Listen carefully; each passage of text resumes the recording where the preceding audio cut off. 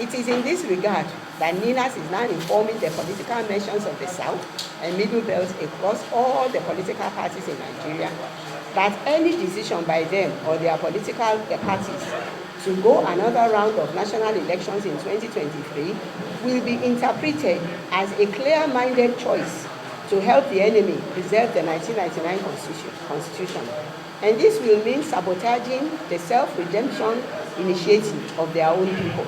the alliance. NINA strongly advises the political parties and political merchants in the alliance territories not to put themselves on a head-on collision with the peoples of the territories in their quest for self-preservation via self-determination.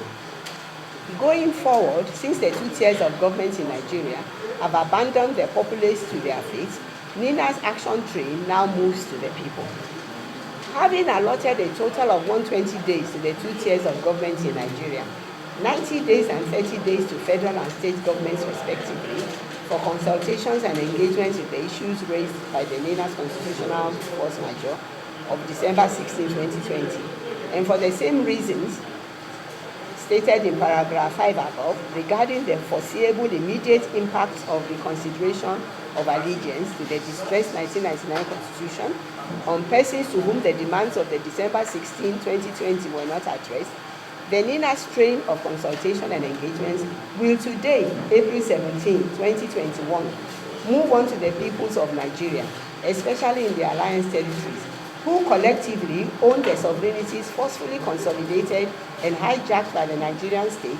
via the instrumentality of the imposed and fraudulent constitutional arrangements of 1999. Accordingly, we have reached the operational stage now. NINAS hereby declares a 120-day period of consultations